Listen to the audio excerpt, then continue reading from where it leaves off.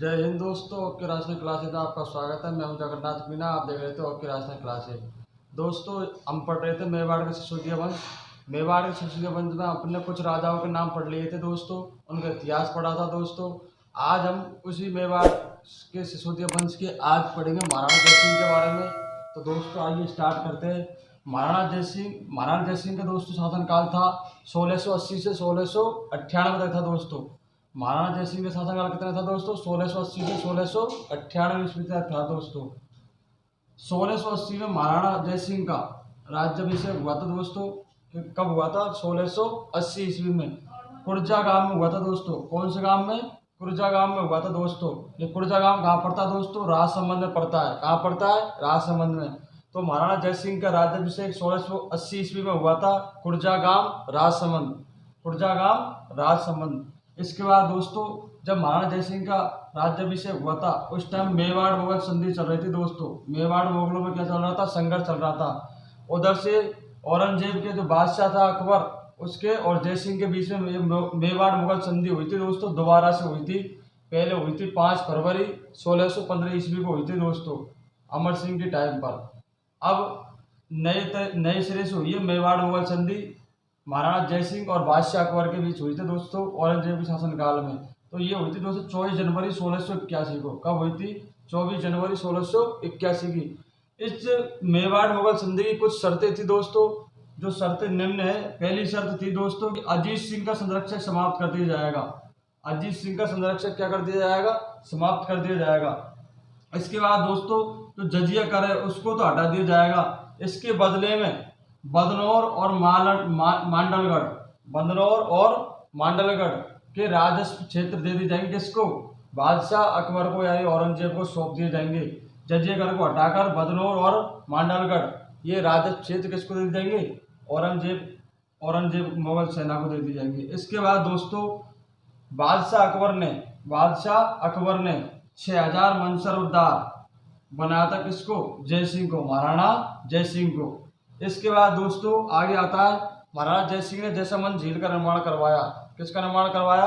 महाराणा जयसिंह ने जयसमंद झील का निर्माण करवाया। जयसमंद झील में किस नदी का पानी आता है? एक तो है दोस्तों गोमती नदी, एक है झामरी नदी, एक है रूपारेल नदी। कौन कौन सी नदी? गोमती नदी, झामरी नदी और रूपारेल नदी। इसके बाद दोस्तों इस जयसमंद झील के ऊपर 60 टापू बने हुए हैं। कितने टापू बने हुए दोस्तों? 60 टापू बने हुए जयसमंद झील के ऊपर। जो सबसे बड़ा टापू है उसे बोलते हैं बाबा का बगाड़ा, बाबा का बगाड़ा। और जो सबसे छोटा टापू है उसको बोलते हैं प्यारी। क्या बोलते हैं दोस्तों? प्यारी। इन 7 टापुओं में भील मीणा, कौन कौन से? भील मीणा जनजाति निवास करती है। इन 7 टापुओं में जयसमंद झील पर भील मीणा जनजाति निवास करती है। इसके बाद दोस्तों जयसमंद झील में से 2 नहर निकाली गई है। जयसमंद झील में से 2 नहर निकाली गई है। पहली है श्यामपुरा नहर। कौन सी दोस्तों? श्यामपुरा नहर। दूसरी है भाटशहर नहर। कौन सी दोस्तों? भाटशहर नहर। तो इसके बाद जयसमंद झील में जो पानी आता है वो देवर दर्रे से आता है। कौन से दर्रे से आता है दोस्तों?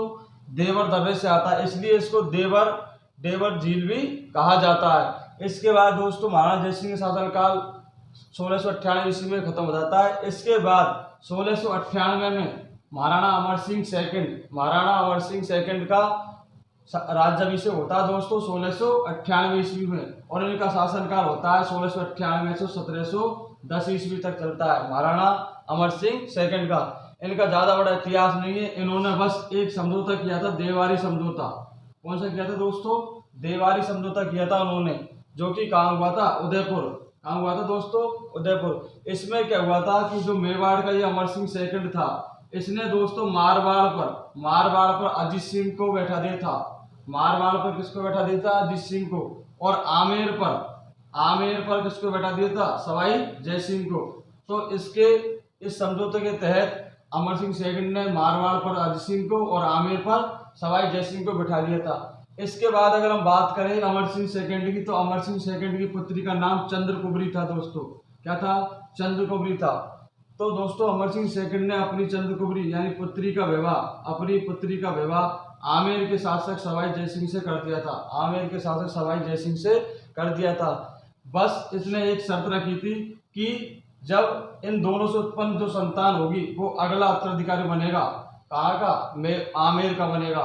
तो इन दोनों से उत्पन्न एक संतान हुई थी सवाई जय सिंह और चंद्रकुबरी से, जिसका नाम था माधो सिंह। क्या नाम था? माधो सिंह। लेकिन सवाई जय सिंह ने अपने दूसरे पुत्र को, यानी कि जिसका नाम था ईश्वरी सिंह, उसको आमेर का उत्तराधिकारी घोषित कर दिया। इसलिए बाद में चलकर अमर ईश्वर सिंह और माधो सिंह दोनों में शासन को पाने की लालसा जागी और दोनों में आपस में क्या होते रहे, युद्ध होते रहे। इसके बाद अमर सिंह की मृत्यु हो जाती 1710 ईस्वी में दोस्तों। उसके बाद जिसका शासनकाल आता है मेवाड़ में, वो है संग्राम सिंह सेकंड। कौन आता है? संग्राम सिंह सेकंड। इसका भी कुछ ज्यादा बड़ा इतिहास नहीं है। इसका शासनकाल था 710 से 734 ईस्वी, 710 से 734 ईस्वी तक था। इसने दोस्तों हुआ क्या था, उस टाइम मराठा का शासन प्रारंभ हो गया था दोस्तों। मराठाओं का आक्रमण, शुरुआत हो गई थी मराठाओं की आक्रमण करने की। तो इसने क्या किया, जो राजपूत राजा थे उनका एक संघ बनाया, उनका संघ बनाने की कोशिश की थी इसने। तो राजपूतों का एक संघ बनाया, होरडा सम्मेलन। तो दोस्तों ये जैसे ही अगर मिलता, लेकिन ये बीच में क्या हो गया, तहस नहस हो गया। सम्मेलन क्यों हो गया? क्योंकि दोस्तों संग्राम सिंह के बीच में क्या हो जाती है, मृत्यु हो जाती है। इसलिए स्टार्टिंग तो इसने कर दी था होरडा सम्मेलन का। उसके बाद दोस्तों इसने उदयपुर में सहेलियों की बाड़ी अर्थात सहेलियों का नाम से एक बगीचा बनाया। किसने? संग्राम सिंह सेकंड ने। इसके बाद दोस्तों इसने उदयपुर में बैद्यनाथ मंदिर का निर्माण करवाया। किसने? संग्राम सिंह सेकंड ने। और उदयपुर में बैद्यनाथ मंदिर बनाने के बाद इस पर बैद्यनाथ प्रशस्ति लिखी गई है। इसी के ऊपर क्या लिखी गई है? बैद्यनाथ प्रशस्ति लिखी गई है। और ये लिखने वाला कौन था दोस्तों? रूप भट्ट था। कौन था दोस्तों? रूप भट्ट। कहा जाता है बैद्यनाथ राय प्रशस्ति में बप्पा रावल के इतिहास है दोस्तों। बप्पा रावल का वही है, बप्पा रावल जो हरित ऋषि से क्या मिला था, उसको राज्य मिला था दोस्तों, हरित ऋषि। तो दोस्तों इस बैद्यनाथ प्रशस्ति में उसका भी उल्लेख है। इसके बाद दोस्तों आगे हम बात करेंगे नेक्स्ट स्लाइड पर नए मेवाड़ के शासक की बात करेंगे। तो देखते हैं आगे। चलिए दोस्तों आगे बात करते हैं। आगे आता है दोस्तों जगत सिंह। कौन आता है दोस्तों? जगत सिंह। जगत सिंह का शासनकाल रहता है 1751 ईस्वी। कितना रहता है दोस्तों? जगत सिंह का शासनकाल 1734 से 1751 ईस्वी रहता है दोस्तों। होता क्या है दोस्तों? संग्राम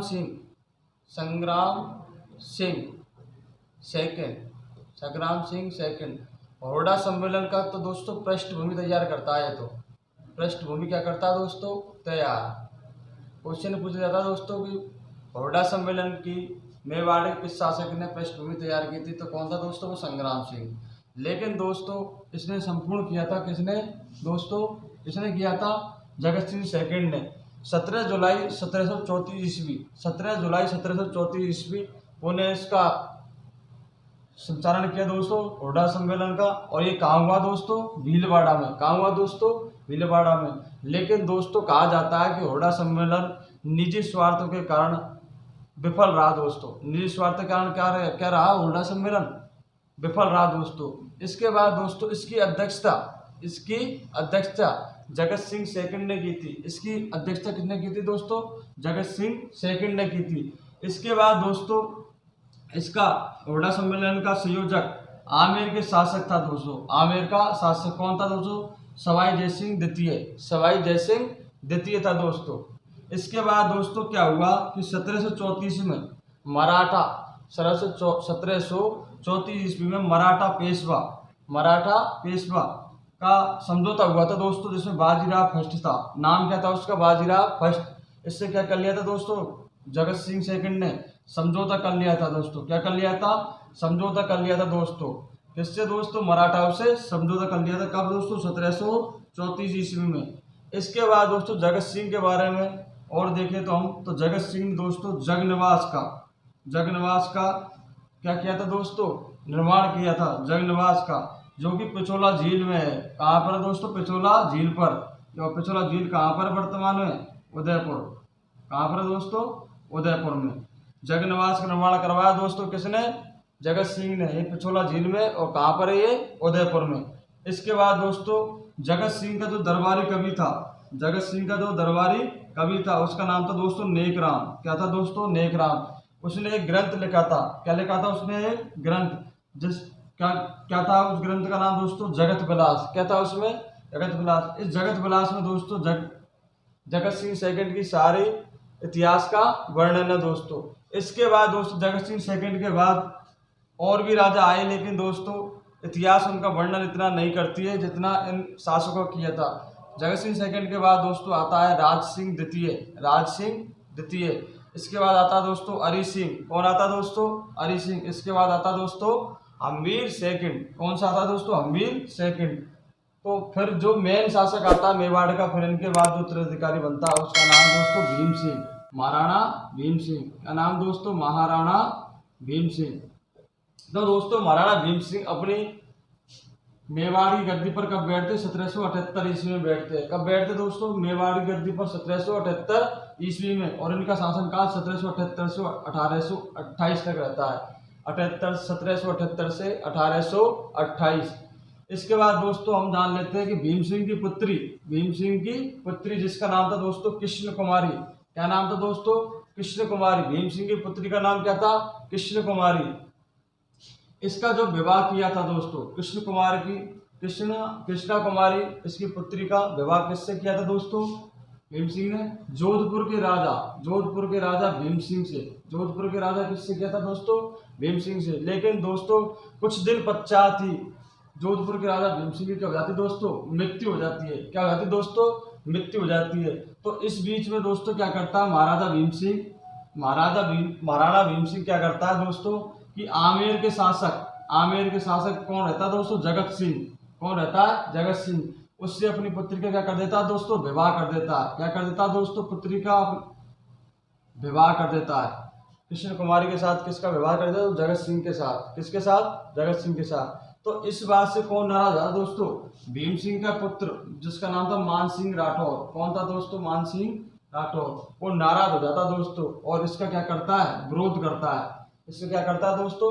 विरोध करता है।